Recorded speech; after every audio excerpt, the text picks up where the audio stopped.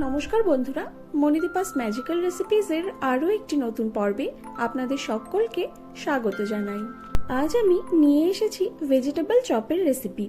এই ভেজিটেবল চপগুলো খেতেও যতটা সুস্বাদু, তৈরি করাও ঠিক ততটাই সহজ। তাহলে চলুন দেরি না করে ঝটপট এই সুস্বাদু এবং সহজ ভেজিটেবল চপের রেসিপিটি দেখে নেওয়া যাক। এই ভেজিটেবল চপ তৈরি করবার জন্য প্রথমেই একটি ভাজা মশলা তৈরি করে নিতে হবে।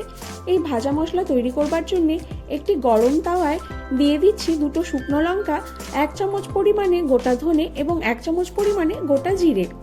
এবারে এই সমস্ত কিছুকে শুকনো খোলায় কিছুক্ষণ ভেজে নিতে হবে। ভেজে নেবার পর ঠান্ডা করে নিয়ে মিক্সির একটি জারে দিয়ে সমস্তটাকে গুঁড়ো করে নিলেই আমাদের ভাজা মশলা একেবারেই তৈরি হয়ে যাবে। এবারে চপের জন্য আমি সবজিগুলোকে গ্রেট করে নেব। সবজি হিসেবে আমি এখানে বিট, গাজর এবং আলু নিয়েছি। প্রথমে আমি গাজরগুলোকে ভালোভাবে গ্রেট করে নিচ্ছি, তারপর আমি একটি বিটকেও গ্রেট করে নেব। দেখুন, বিট এবং গাজরটাকে ভালোভাবে গ্রেট করে নেওয়া হয়ে গিয়েছে। এবারে এই সেদ্ধ আলুগুলোকেও আমি অফ ক্যামেরাতে ভালোভাবে ম্যাশ করে নেব। এরপর একটি কড়াইয়ে সামান্য পরিমাণে সর্ষের তেল গরম করে নিয়ে তাতে 1 চামচ পরিমাণে পাঁচফোড়ন দিয়ে দিচ্ছি। পাঁচফোড়নটাকে কিছুক্ষণ ভালোভাবে ভেজে নেবার পর পাঁচফোড়ন থেকে একটা মিষ্টি সুগন্ধ বেরোতে শুরু করলেই এতে দিয়ে দিতে হবে 1 চামচ পরিমাণে আদা এবং কাঁচা লঙ্কা বাটা। আদা এবং কাঁচা লঙ্কা বাটাটাকেও ভালোভাবে ভেজে নিচ্ছি। এবারে দিয়ে দিচ্ছি সামান্য পরিমাণে হলুদ গুঁড়ো। হলুদ গুঁড়োটাকেও ভালোভাবে মিশিয়ে নিতে হবে।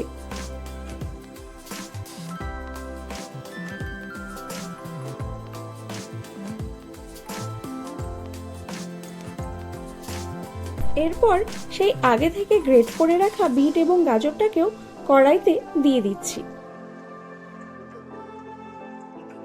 এরপর পরিমাণ মতো নুন দিয়ে সমস্ত সবজিগুলোকে ভালোভাবে মিশিয়ে নিতে হবে।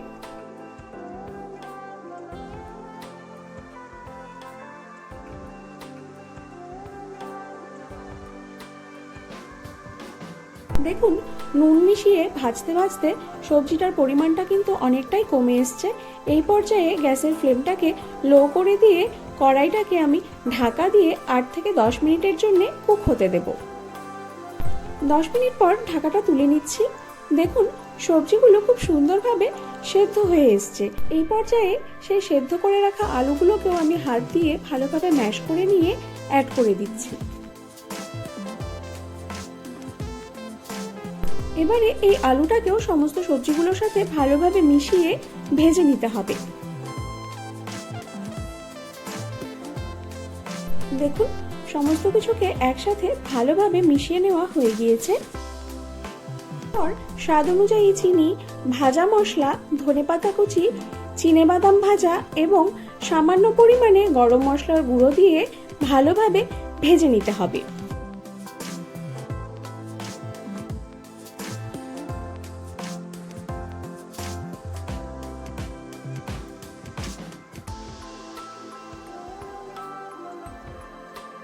দেখুন, মিশ্রণটা ভাজতে ভাজতে কড়ার গা থেকে ছেড়ে আসছে।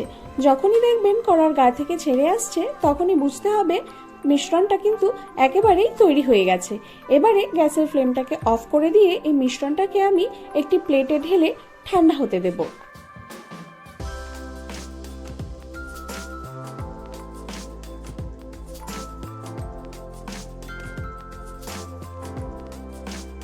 এবারে একটি পাত্রে 2 চামচ পরিমাণে ময়দা এবং 2 চামচ পরিমাণে কর্নফ্লোর নিয়ে তাতে সামান্য পরিমাণে জল মিশিয়ে একটি পাতলা ঘোল তৈরি করে নিচ্ছি। এর সাথেই নিয়ে নিচ্ছি টোস্ট বিস্কুটের গুঁড়ো এবং 2 চামচ পরিমাণে শুকনো ময়দা। তারপর এই মিশ্রণগুলিকে অল্প অল্প করে হাত দিয়ে চেপে চেপে চপের আকারে গড়ে নিতে হবে।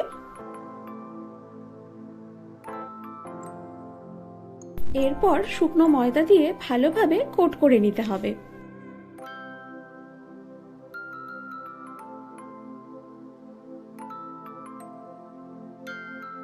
শুকনো ময়দা দিয়ে কোট করে নেবার পর দিয়ে দিচ্ছি ময়দা কর্নফ্লাওয়ারের স্লারির মধ্যে। তারপর টোস্ট বিস্কিটের গুঁড়োর সাথে আমি ভালোভাবে কোট করে নেব।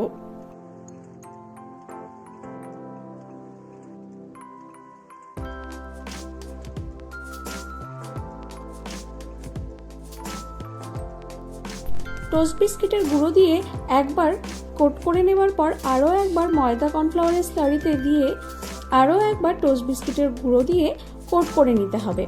অর্থাৎ টোস্ট বিস্কিটের গুঁড়ো দিয়ে ডাবল কোট আমি করে নিচ্ছি। দেখুন, সমস্ত চপগুলোকে আমি ঠিক একইভাবে তৈরি করে নিয়েছি। এবারে একটি কড়াইয়ে তেল গরম করে নিয়ে আমি এই চপগুলোকে ডিপ ফ্রাই করে নিচ্ছি।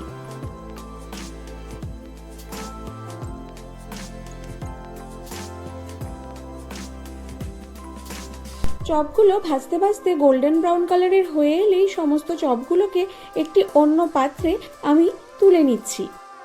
এবারে ওপর থেকে বিট নুন ছড়িয়ে দিয়ে এই চপগুলোকে গরম গরম পরিবেশন করুন।